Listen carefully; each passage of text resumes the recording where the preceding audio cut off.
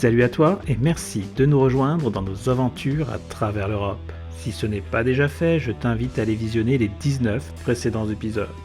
Dans cette vidéo, nous partons à la découverte des merveilles de la côte ouest suédoise sous un soleil radieux. Entre plages désertes et magnifiques villes, nous prendrons le temps de savourer la douceur de vivre à la Scandinave. Allez, c'est parti, générique.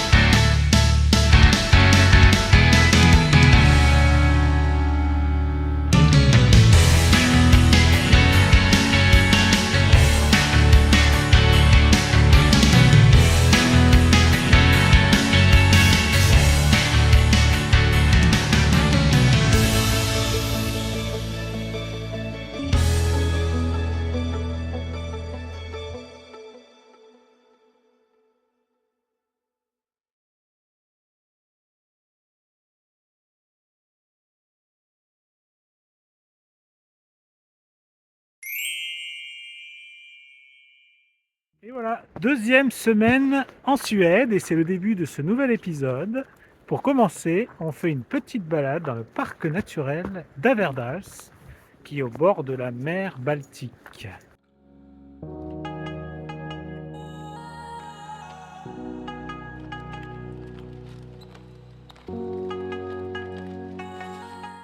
Aujourd'hui, on part explorer deux facettes magiques de la côte suédoise, le côté sauvage de Averdals et la poésie intemporelle de Tylösand. Prépare-toi, l'air marin va te faire du bien.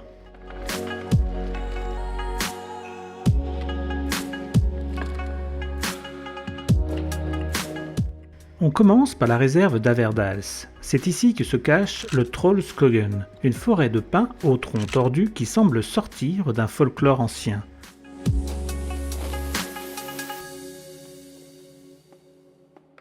En grimpant sur les dunes, le panorama sur la mer est juste à couper le souffle.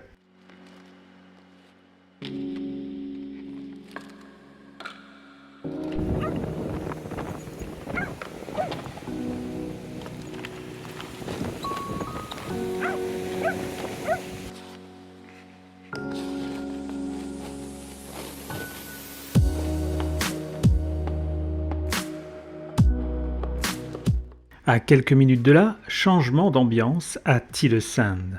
On découvre la petite chapelle Saint-Olof. Entièrement en bois, cette chapelle du XVIIIe siècle a une âme incroyable. Entre ses plafonds peints et son jardin qui surplombe l'océan, c'est le spot de paix absolue.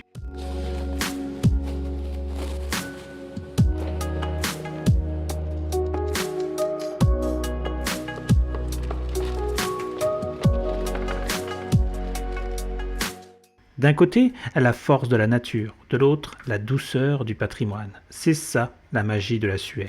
Une journée parfaite pour recharger les batteries.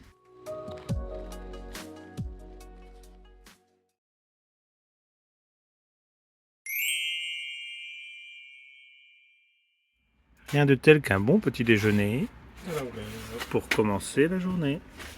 Bien, merci.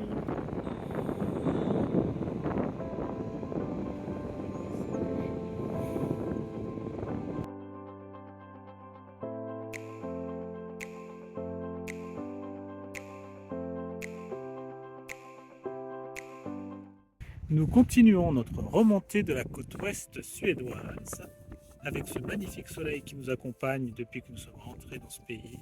Là, nous sommes en train de faire une petite randonnée dans la ville de Varberg.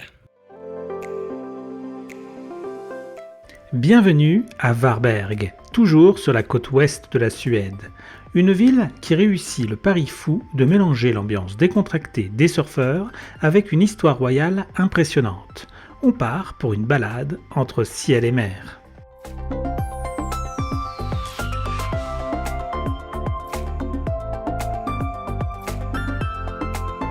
On commence par prendre un grand bol d'air au phare de Søbe.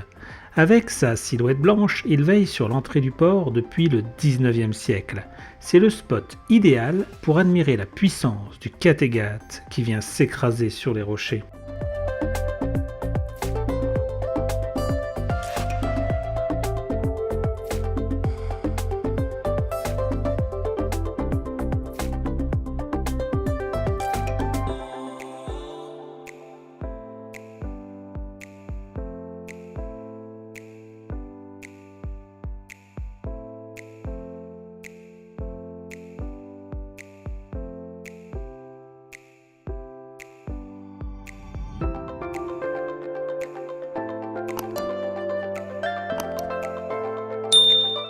Petit détour surprenant par les châteaux d'eau de la ville.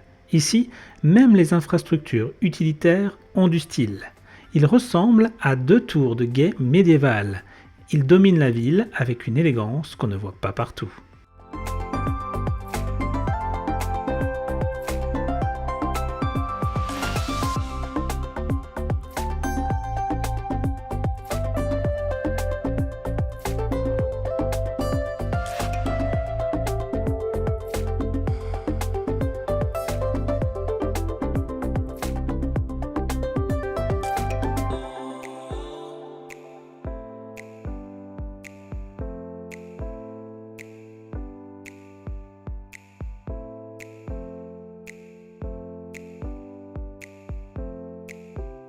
Mais le véritable emblème de la ville, c'est elle, la forteresse de Varberg.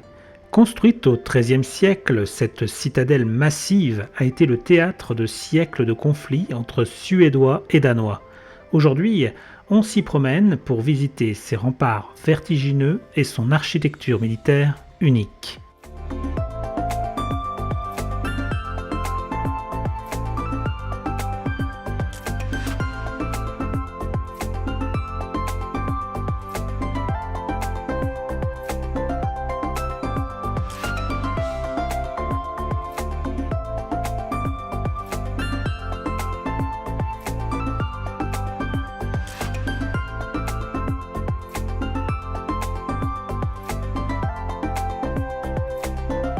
On termine la journée en se perdant dans les rues de la ville, entre son marché animé et son célèbre établissement de bain froid. Valberg, c'est une escale authentique, brute et chargée d'histoire, un incontournable de la région de Halland.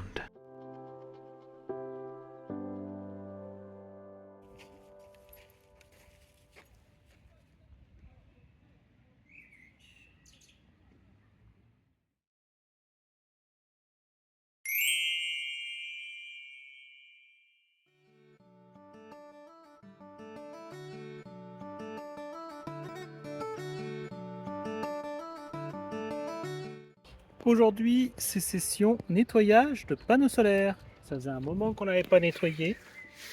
Ça fait toujours du bien à ce pauvre petit panneau solaire de se faire un petit nettoyage pour pouvoir capter encore mieux la lumière du soleil. Regardez comme c'est beau après nettoyage.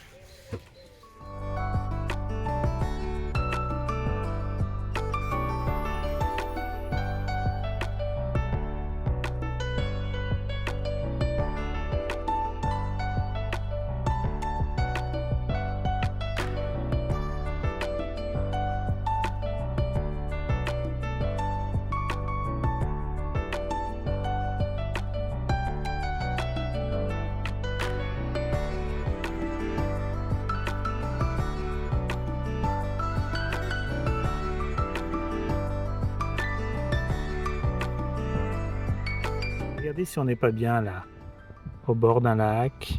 La Suède nous offre toujours des magnifiques petits endroits comme ça, au bord de lac. Nous sommes toujours sur la côte ouest suédoise, dans la région d'Östra Lindome.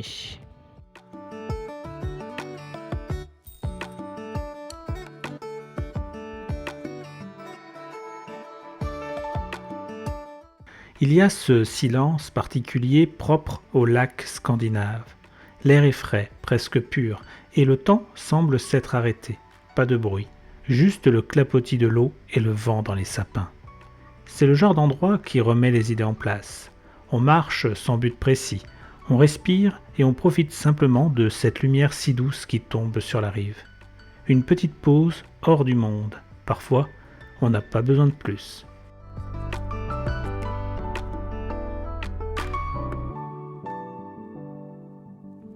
On est dans une forêt remplie de myrtilles.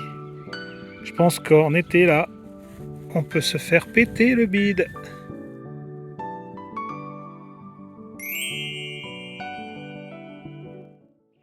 Petit point gaz ce matin, parce qu'on a eu un petit épisode de doute à savoir si on allait pouvoir se rapprovisionner ou pas en gaz.